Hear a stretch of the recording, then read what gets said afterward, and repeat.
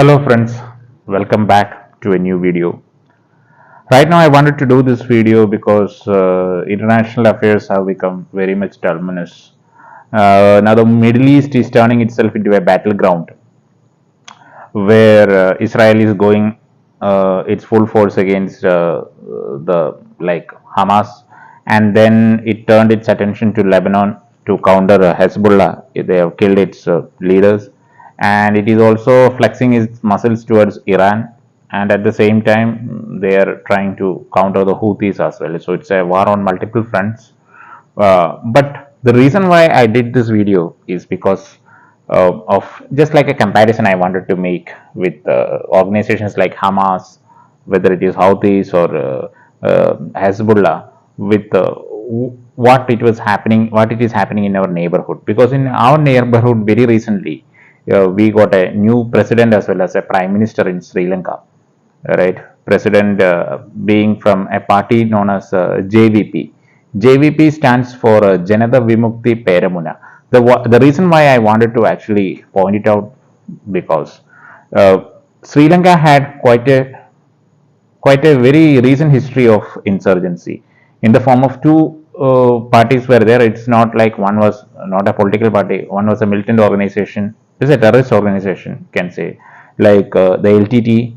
Another one was this JVP at one point of time. Its full form was Janata Vimukti Peramuna. So they wanted to make Sri Lanka like a Marxist state. Although LTT's ideology is also based on Marxism, JVP had a Marxism enmeshed with some kind of Sinhalese nationalism. So JVP and LTT did not get along well. But what these organizations like Hamas or Hezbollah or Houthis can actually learn from JVP is because from a history of violent armed struggle, they reorganize themselves into the form of a political party. So if you remember, I had done a video earlier comparing LTT with Hamas. So how Hamas is walking the path the same way as LTT did, and it's almost going to be out of its team. And I believe that Hamas, although it may remain as an underground of like organization, most probably it would be eliminated from the Gaza Strip.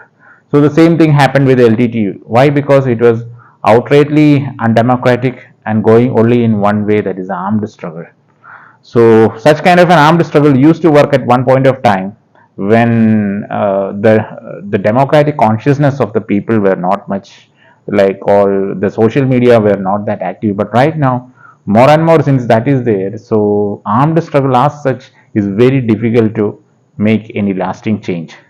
So what the so coming back to our topic, what can the organizations like this Hezbollah or Houthis or as such can learn from JVPs, because JVP had this background of a violent struggle. It had leaders like Rohana Vijivira, which like through their armed uprisings in 1971, 1989, 87 to 89, 87 to 89. At that time, this JVP was a very brutal organization, because I still remember reading articles in which the way they used to execute their political prisoners, or I mean their adversaries, they used to actually parade them on the road, and they used to put tires on their neck, and they used to garland it them and burn them. Just imagine. So it used to be like when you can smell the tires burning, that means some execution is happening.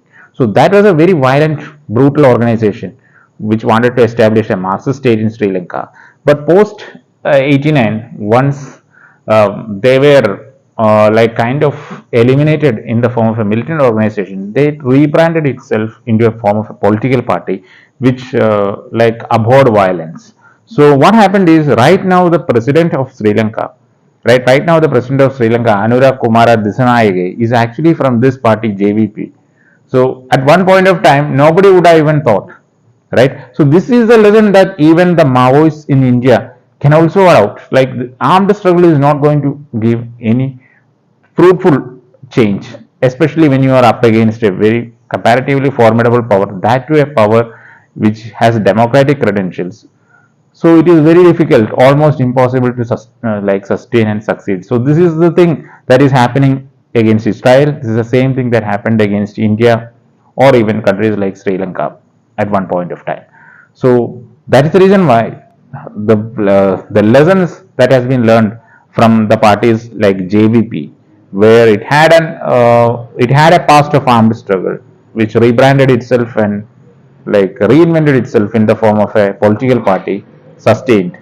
And what happened to the LTT? At one point of time, even the 13th Amendment was quite a reality, and a federal power sharing formula was suggested to Velupula Prabhakaran, but he was adamant on one thing, Tamil Eelam. So what happened at the end? Tamil Eelam as well as LTT became history, and many grievances of the Tamils at present in Sri Lanka still remain unanswered. So the same thing can happen in Palestine also on the Gaza Strip.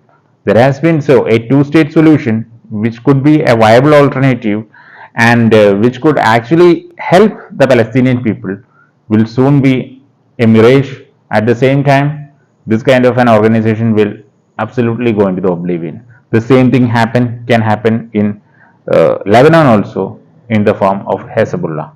So unless and until, even if you are going for an armed resistance or an armed violence, that alone, and along with that, if you are going for what you can say, unsustained or like completely toothless or completely unsustainable violence, then it is very difficult to actually uh, come out as victorious in any kind of a freedom struggle, whether whatever be your ideologies. So that is where these organizations like Hamas and Hezbollah and Houthis can actually learn the lesson from Sri Lanka.